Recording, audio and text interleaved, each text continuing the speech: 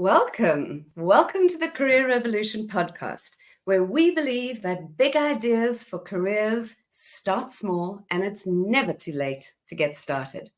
I'm Licia Dewing and I'm a career strategist and I'm your host today. I believe that we absolutely can create careers that we love and we can find our true calling. What it takes is the right mindset and aligning that with action steps and career strategizing ourselves back to our purpose. Today, my guest is Ingrid Budge, a fellow Durbanite and a corporate professional who has navigated herself through not only the corporate world, but the entrepreneurial world and has developed an amazing business called Working Women's World. But before we dive in and I invite Ingrid into the studio, I'd like to remind you, if you're listening, to please subscribe to this channel, share the channel with your connections, and do leave a review and let us know what you enjoyed hearing specifically from today's episode. Remember to stay till the end because Ingrid's going to share her own special career revolutionary tip with you. Now let's get started. Welcome, Ingrid. Welcome. Hi, Licia. I'm so excited to be here because I'm trusting that whoever's listening and feeling like, oh my gosh, I don't know what to do with my life. I don't know where to go. I don't know how to start a business. I'm trusting that this story will inspire you. And I'm excited to share my career path. Although I wouldn't call it a path because a path kind of says there was a clear way to go and mine was definitely all over the path. It was a bit like in the wilderness, but hopefully where I've got to today will inspire others out there. Well, thank you so much for being here and sharing your story. Let's kick things off. Tell us a bit about this wilderness that you navigated through and how you arrived at this super amazing work that you're doing now.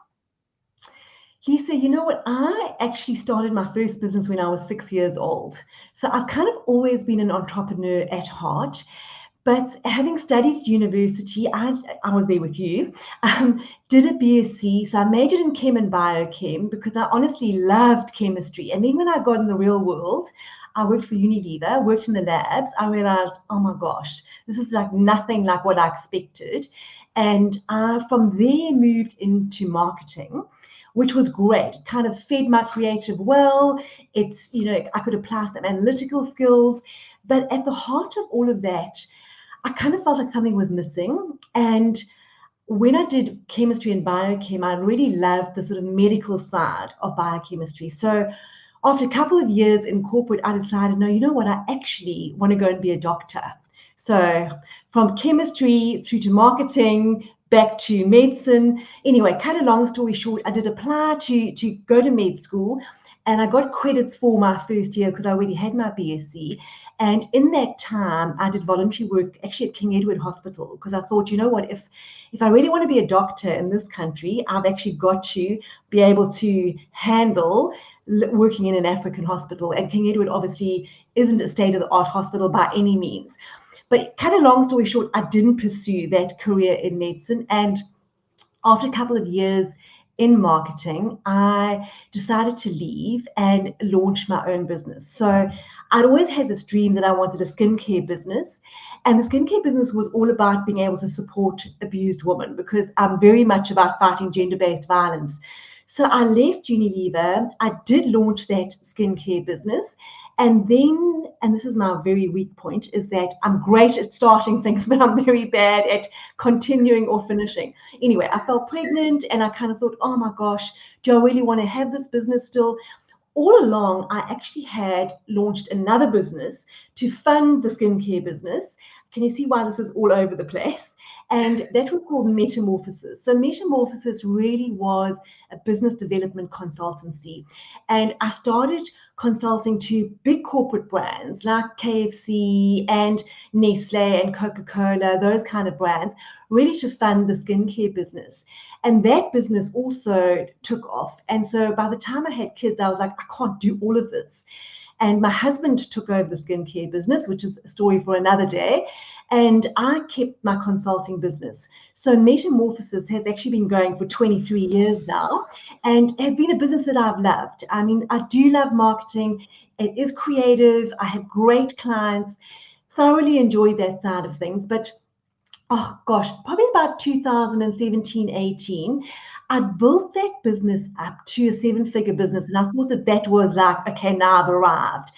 But I kind of felt like something was missing. And I think the big thing was it was a challenging job. I loved it. I worked on really great brands, which was just such an honor and privilege to do. But I felt like, what am I going to tell my grandkids? Like, I helped to sell another box of cereal or another slab of chocolate or another bag of washing powder. And I just felt like there had to be more. And as I said, when I initially started the skincare business, that was all about building a profit to support abused women. And to cut a very long story short, my heart really lies with that particular purpose. But I then thought, you know what, if I really wanted to lead a purposeful life and have a purpose in my business, what I should do is take what I know and I've experienced over all these years and use that to help female entrepreneurs grow their businesses. And so that was really the start of Working Women's World, which I've obviously now grown. I'm still running Metamorphosis and I run Working Women's World concurrently.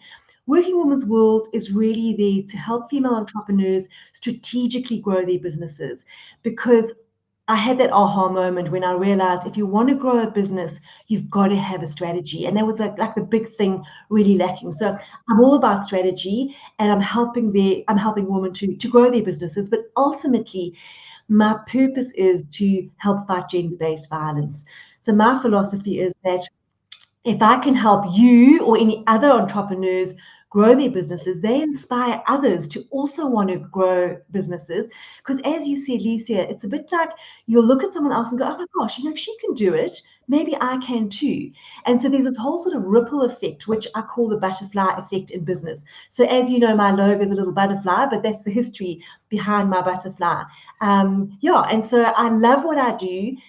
For me, just being able to support women in that way just means everything. It's the reason I get out of bed in the morning. And I trust that somewhere in the mix, I help someone to become financially independent so that she can get out of situations she'd rather not be in. Because for a lot of women who are in those kind of situations of domestic violence, or even if it's mental abuse in some way, they can't get out because they don't have the financial means. So yes, so that's how I got to running Metamorphosis and Working Women's World today. What an amazing story. And I love that the name of the business that you chose is Metamorphosis, because you've described such an interesting metamorphosis in your own journey. And here you are coaching and advising and developing women to metamorphosize their own potential under the banner of Working Women's World. So I didn't know that you started off with that sort of bioscience laboratory background. I had assumed that you had always started off in marketing.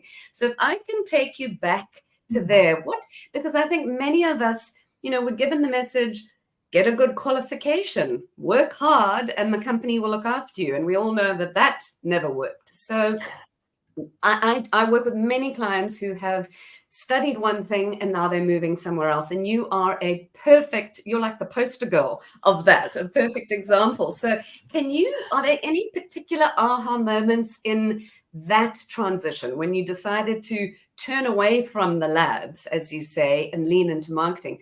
Obviously, it was in Unilever, which has both laboratory and research and marketing all under one banner. So it wasn't as if you needed to leave one company for another, but how did you literally walk from the laboratory down the corridor to the marketing office? What was going on in your mind there? And how did you make that transition?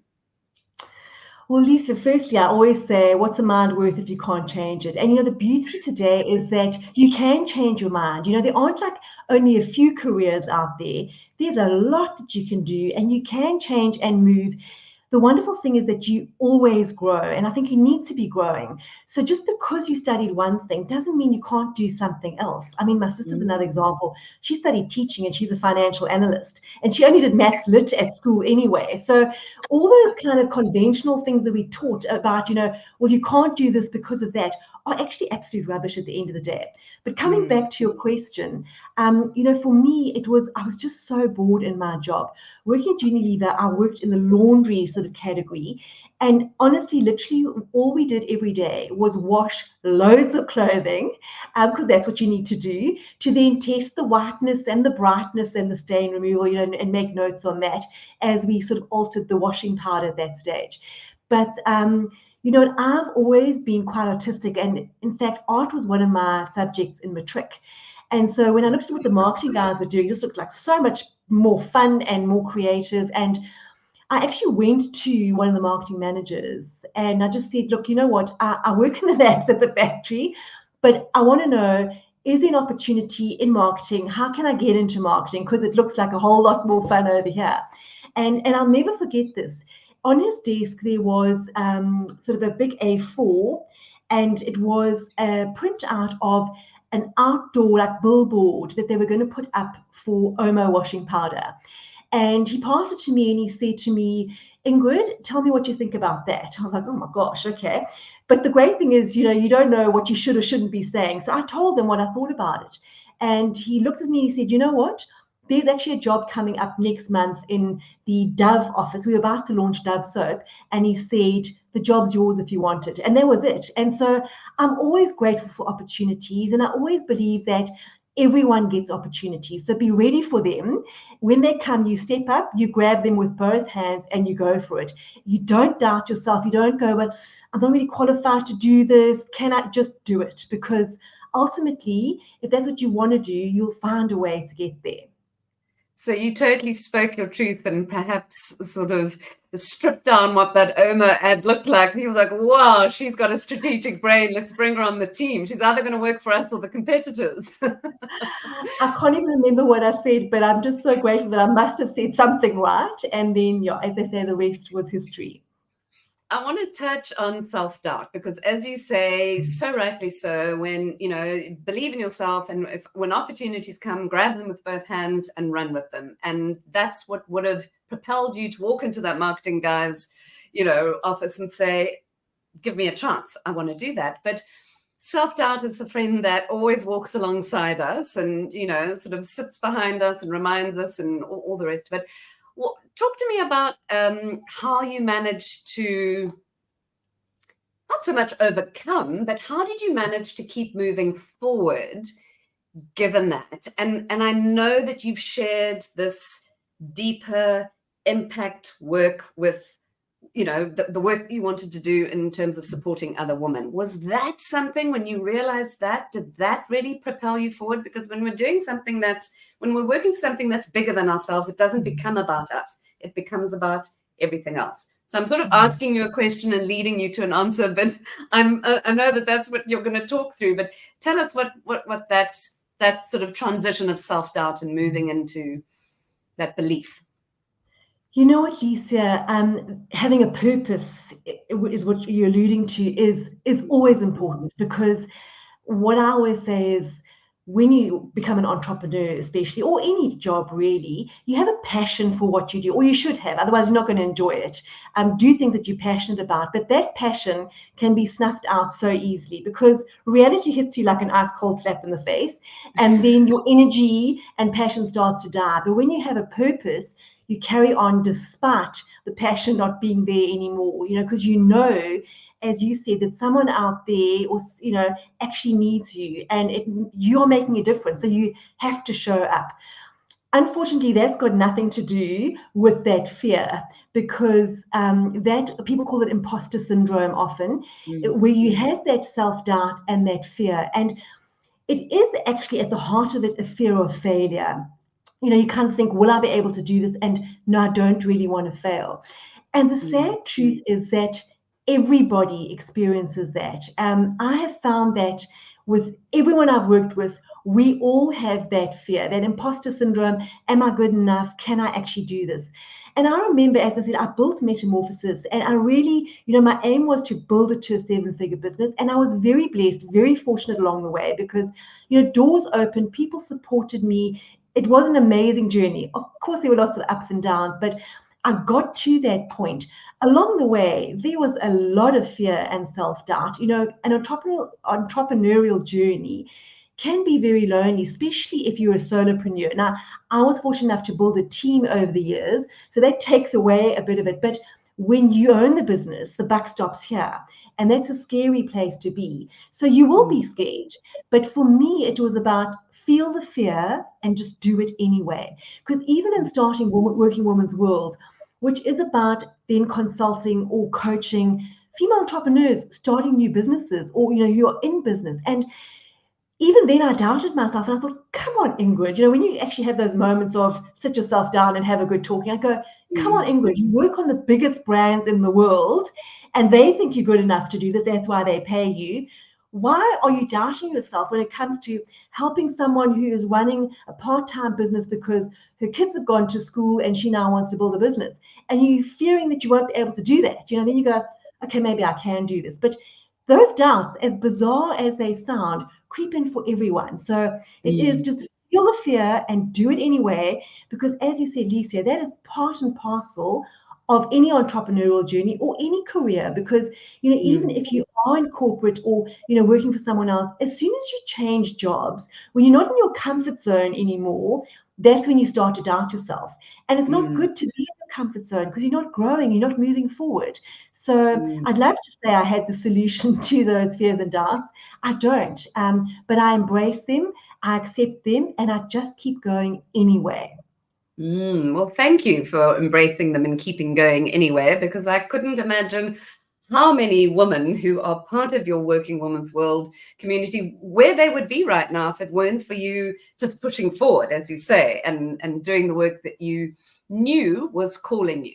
I know when I do my work with my clients, whether it's with looking to transition from corporate into an entrepreneurial space or in an entrepreneurial space and wanting to deepen a sense of why they're doing what they're doing and understand more about what that thing called their calling is, the fear element is always there, as you said. It comes up all the time. We wouldn't be human if we wouldn't have this sense of self-doubt. Action, keeping moving, doing it, just starting small, taking one step, moving forward, getting yourself into motion helps dissipate it, I find. And the thought of, if I don't do this, what cost is it going to come? The thought of making a change, making a move does bring up emotions of fear. But if we flip the switch and think about, but if I don't do this, at what cost will me remaining still, stagnant or stuck? How is that going to feel? And often that feeling is so much bigger and more painful than the thought of doing something that might be outside of your comfort zone, that it's able, flips one around. But let's talk about defining success. And, from whether it's the laboratory or the marketing department in a big blue chip, multi-listed, massive organization like Unilever, to Metamorphosis, to the skin business, and now your community of Working Women's World. How has your definition of success and what success looks like to you in your career evolved over the time? And if there's anything that you could share for our listeners in terms of what are those metrics? Are there metrics that you look specifically, that you track or look at?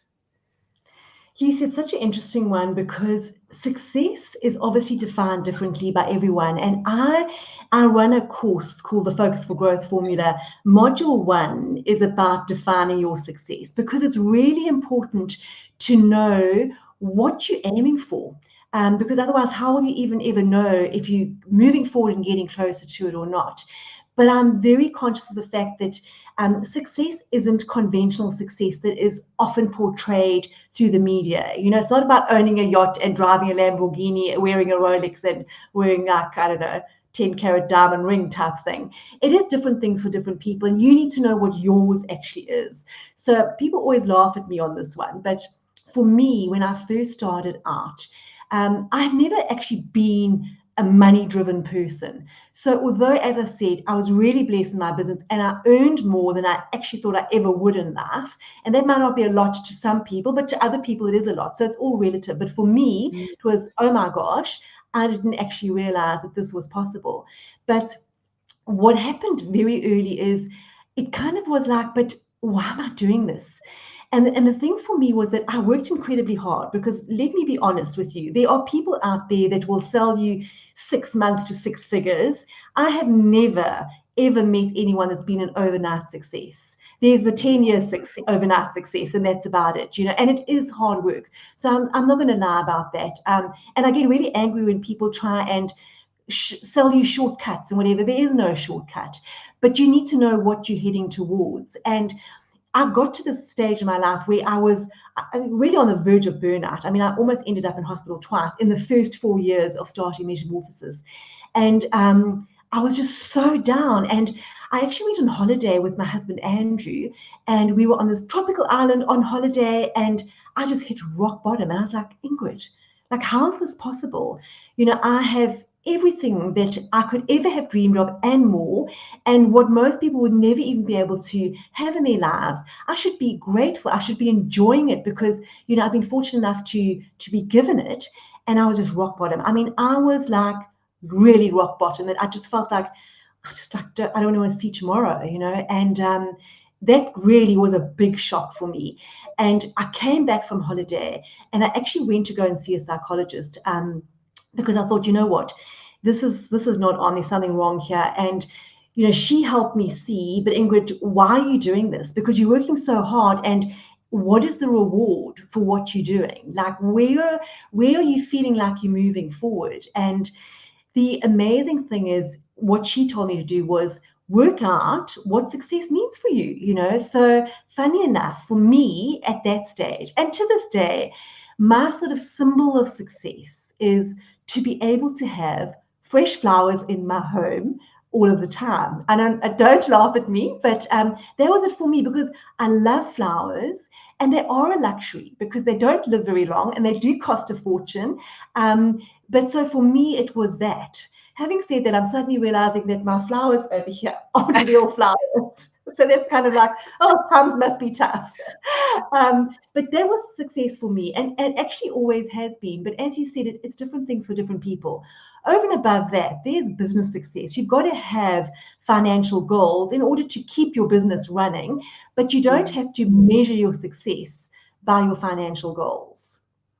And I love the way that you said that definition of success. Absolutely, we know it's completely personal, but it's for us to carve. And yours sounds like it came, the realization of really understanding what success means to you came on the opposite, the back end of working hard according to what vision of success was sort of imprinted on, what society wants to tell us equals success, when in reality it couldn't be further from the truth. And I know that a big power for me to move into my own, being a solopreneur and starting my own business, was control, freedom, flexibility. But ultimately, I didn't want to have somebody who could say to me, you can't do this, or you can't take leave then, or you can't do that. I just, that was a thing that killed me all the time. So I was prepared to throw everything, everything was going to go, simply for me to be able to decide when I could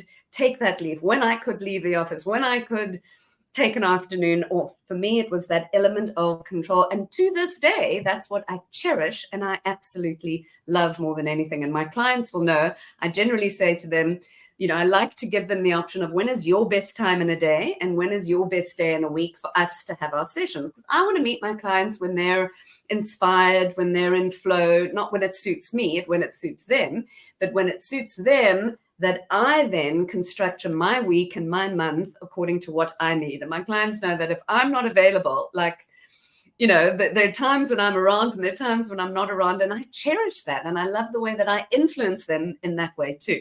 So success is such a uniquely, sometimes frictional space for people to try and grapple with. And that's the start, really, of that evolutions within our careers.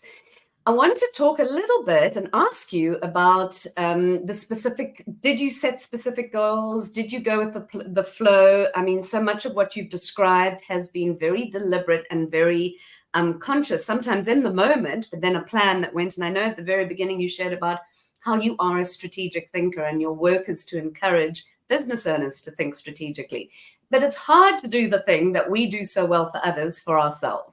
Like the hairdresser whose children have shocking looking hair, or the career strategist whose matric writing daughter is going, I think I want to take a gap year. I'm not sure what I want to do next year. So talk to me about how your strategy, how did you work with your setting specific goals? How do you run your business strategically? What does that actually look like? You know what, Licia, it's interesting because as you say, I mean, strategic thinking is definitely my strength and the value that I add in business. But when I first started Metamorphosis, there was none of that. And I think for a lot of people who start a business, you have an idea of what you want to do. Hopefully you'll do some financials and work out whether it's a viable proposition or not. And then you kind of jump into it and you just go for it. You know, I find a lot of people will go, okay, I need a brand name, I need a logo, I need a website, and then it's just sell, sell, sell. And there's so much that gets thrown at you and you just keep going. Because in the beginning, your business does grow.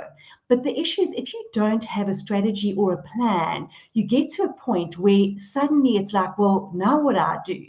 And the thing with entrepreneurs specifically is that we don't lack ideas. We actually have far too many ideas and we just don't know which one to go with. And then we think we're superhuman and we try all of them. We run ourselves ragged. We either end up with burnout or we spread ourselves so thin that the things we do actually don't have impact. We do too much, hoping, like it's like throwing mud at the wall and hoping that something will stick. It's that kind of thing. And I did exactly that.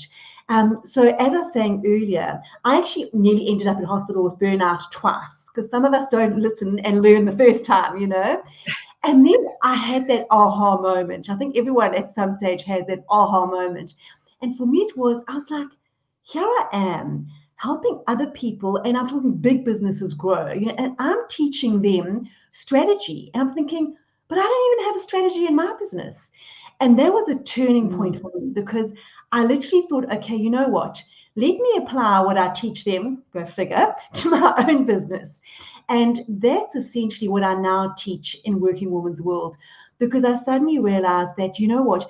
If you don't have a strategy and you don't have specific goals and a plan, it really is about being like a ship without a rudder. You know, you jump off the shore and you're heading towards your destination, but you will be tossed about by the waves and the currents and the wind. And who knows if you'll ever get to where you want to be. But when you have a strategy, it's literally like having that rudder that will guide you there. You know what? There will be changes in your plans because that's what happens. And you've got to be open to things evolving and changing. Those are plans. The strategy is what guides the plans. And so if you have a good strategy, you can know that you will get to where you want to be, and definitely in a shorter space of time than if you didn't have that. So yes, now I can say I have a strategy and I always have plans in place, but I'm flexible about them, and I teach other people that. But certainly I learned that the hard way, and yeah, it took the aha moment for me to go, oh yeah, I need a strategy here. So to all of those would-be entrepreneurs who are listening, particularly within the sort of working woman's world, female entrepreneurial space, 100% Ingrid is your go-to strategist to help you set things down. So I thank you for sharing that. That sounds to me like that sort of leads me to my final question around, if you knew, like with the knowledge that you have now, if you were to go back to the beginning of of your business and the beginning of deciding how you wanted to set things out, what would you change? And perhaps it's part of that. It's you'd be a whole lot more strategic from the get-go. What else? Is there anything else that you would invite into those starting moments? Definitely, there's one other big thing, and that is focus. Focus on one thing at a time. As I said, entrepreneurs, we try and do everything. And I've learned over the years that those that have really been successful in life, if you start to dig a bit deeper, you'll see that almost all of them came to a point where they consolidated, they simplified their businesses, they focused on one thing at a time. And that, for me as well, made a huge difference. So go for one idea, one target market, one solution or set of solutions or products. Get that right. Focus on one platform to communicate on. One. And when you've got that right, then move on to the next one thing. Because by focusing on one at a time, then you get much better impact. That's when you see the needle in your business really moving. As I said earlier, if you're trying to do too many things, you're diluting your efforts and business doesn't grow. But when you focus, that makes all the difference. So that would really be my one huge piece of advice, is to just focus on one thing at a time and keep it simple. Oh, fantastic advice. And one that I think, I certainly need to hear as a business owner myself. One can get so caught up into the next shiny object, the next social media platform, the next thing. And, you sort of skate around doing a little bit of everything rather than really rinsing, taking one thing to success and then rinse and repeat, and one thing to success. So I know that in the time that I've known you, from our earlier Clubhouse days and our connections that we've had as entrepreneurs together, that I've certainly learned that too. So thank you for sharing that, Ingrid. We're going to slowly start wrapping up. Can you believe we're on just over half an hour now? I could continue talking to you for another half hour, and I'm sure that we're going to hopefully have you back, and perhaps there'll be many other ways of how we can continue to support one another. But certainly it's been so fantastic having you here. You had a revolutionary tip that you wanted to share. So over to you with that. Licia, you know what? It's more a quote than a tip, and it's very much linked to my butterfly logo. You can see there's a butterfly theme here. Even my first business was called Metamorphosis. And it's a quote that I actually heard just before I left the corporate world, and it's always stuck with me. So hopefully this inspires someone that's listening. And it goes, unfortunately, I don't know who said it. If you're not afraid of what life brings, then endings are beginnings of beautiful things. And the butterfly is obviously symbolic of that. So hopefully that's something that will encourage someone out there listening today to make that decision. Don't look at the ending, look at the beautiful new beginning. Oh, that is fantastic. Thank you. Beautiful quote. I can imagine. When I think of you, I think of blue butterflies. So your logo is so completely on point with your branding. And that's a fantastic revolutionary tip. Thank you. Thank you, Ingrid. Thank you for being here. Thank you for sharing your story, your heart, your soul, your learnings, and being so completely open and honest, and being a little bit vulnerable too. In terms of how you realized that you were heading towards the wall of burnout, and the decisions and then the actions that you took after that. I know that there's just golden nuggets and so much that you've said, and I really appreciate you sharing your story for all of our listeners and everybody here. So there'll definitely be links in the comments around where to find Ingrid and where to support her. But to everyone who's listening, thank you for being in the community and for listening. Remember, you can find your calling, and surrounding yourself with people, ideas, and experiences that are going to shift your thinking is in itself revolutionary.